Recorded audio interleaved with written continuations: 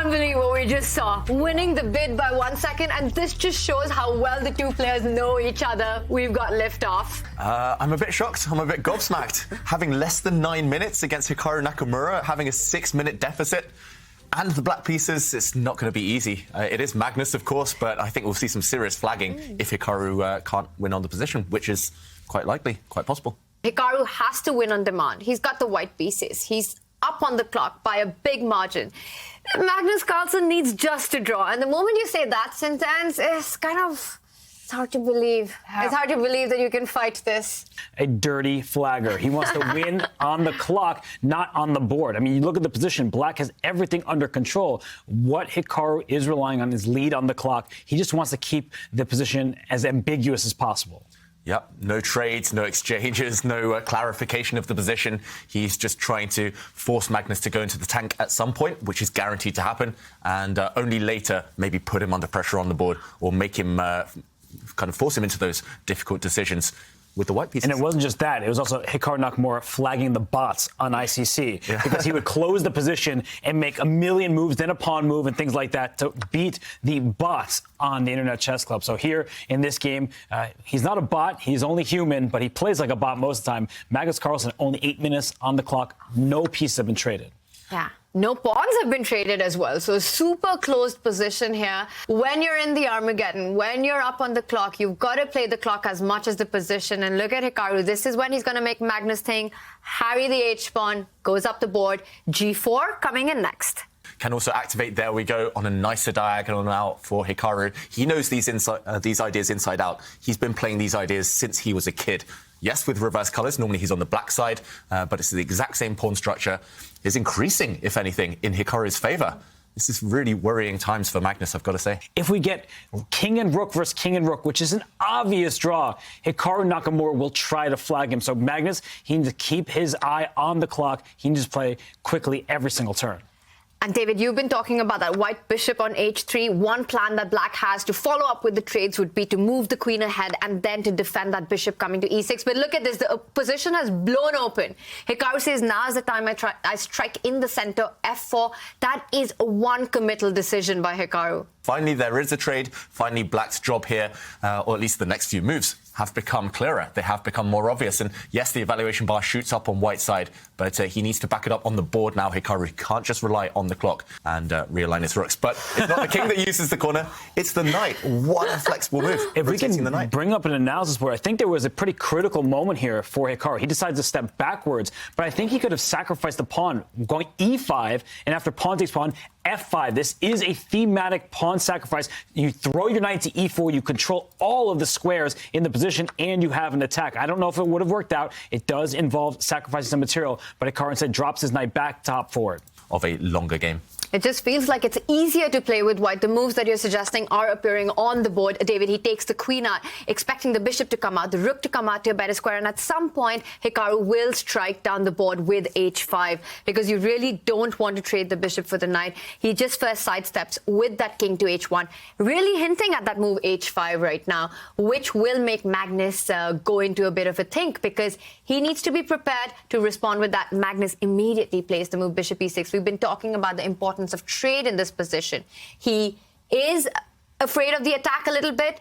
The best way to respond to this is to trade off your opponent's pieces. Playing this this f5 break will become very relevant. Black can open it on his own terms, but let's go back. Tanya, you predicted the future this time, and this is the current position. f5 on the board, trying to open up lines for black's pieces. David, I love black's position. We've been talking about how ideally the rooks are placed, and take a look at this. Now, after f5, I don't see a way in which white can actually open the center. That looks like it would be great for black if Hikaru decides to trade. You take it with the pawn, the g file is open, the queen can swing from c7 to g7 at the right time. You can double up on the e file. It looks like white might have to make the decision to push that e-pawn. And he does it. It's e5, the bishop on e7, and now this h4 weakness suddenly appears out of nowhere. Yeah, he's at least hinting that he might trade off these set of pawns now and maybe shift the white rook across towards that black king. Still enough pieces left to create an attack for Hikaru Nakamura, but he needs to do it quickly now.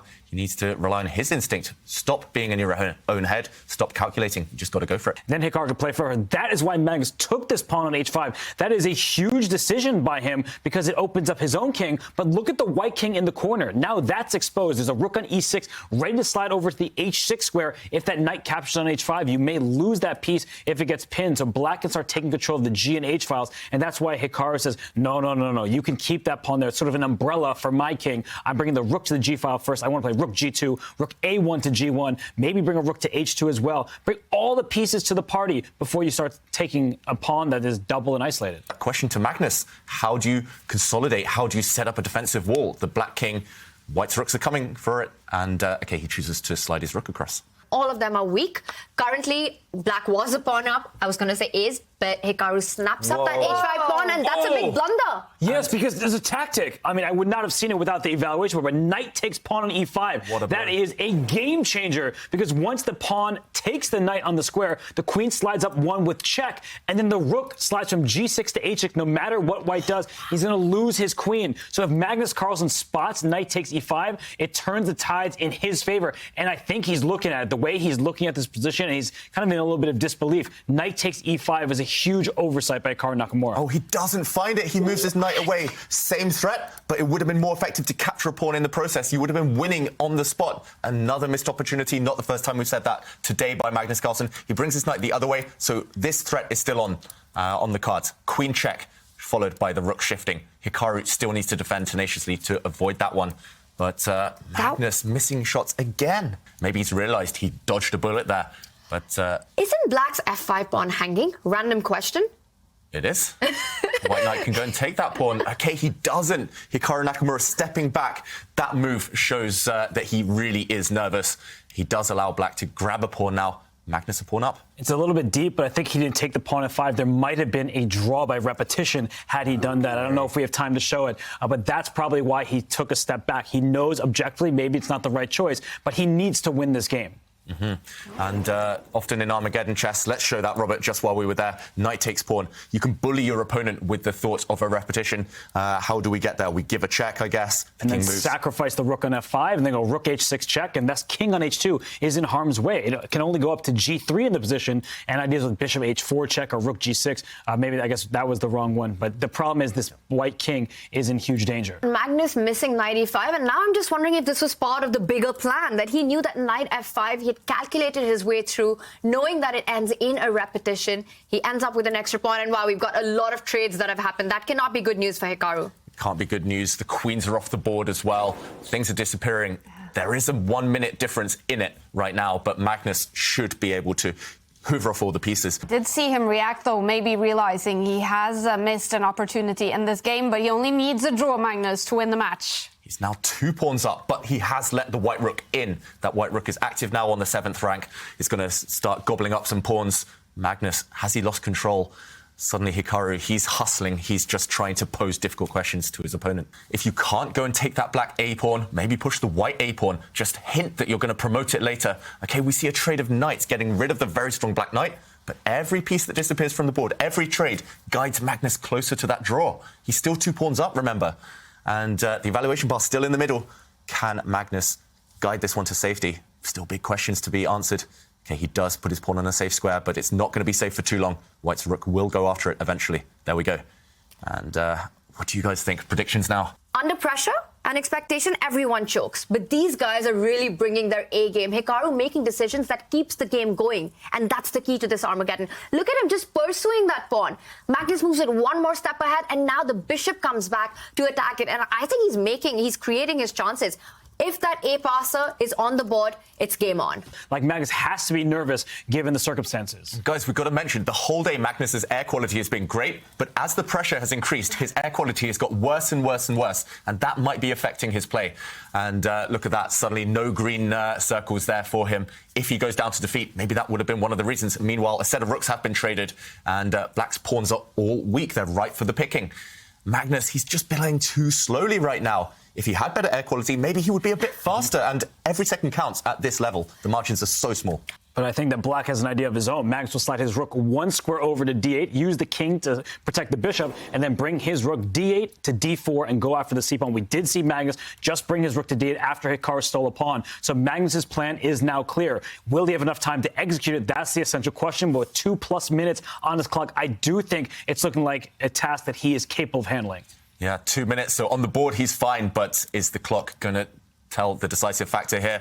I think you can jump in. There we go. The black rook has landed. Not just is this pawn up for grabs, the pawn behind it. And white has to bank everything on this passed pawn. You have to run it through somehow. You have to break the blockade, somehow evict this black bishop, kick it away, and somehow cause some problems for the black king. But on the board, it definitely looks like Magnus is in full control. And here we go. The position progressing. White's bishop is actually the one being kicked around. Black has 2 connected passed pawns. Hikaru doesn't look happy at all. And the clock is about even. So Hikaru doesn't even have his lead on the clock. He's down material. That is terrible news for someone who needs to win this game. Yeah, he needs to win it, but actually he should be the one defending. Look at the evaluation bar dropping down in black's favour. Those are 2 runners, those 2 black pawns. They're going to cost white some material. And there's no stopping them. And we see Hikaru there. He is worried about his position, but he's still, wow, what just happened? Things are turning again. This will happen a lot throughout this time scramble, but the black pawns are running. They look quicker. 2 normally run slower than 1, but those 2 connected passed pawns are so close to becoming queens. Well, white can give a check and move his own pawn 1 square closer to the queening point at a8, but black's rook just saves it. And you've got these 2 pawns which are unstoppable. How do you fight these 2 central pawns? Hikaru looks devastated. Hikaru looks like he's actually ready to resign almost. All you need to do is Magnus step some pawns forward.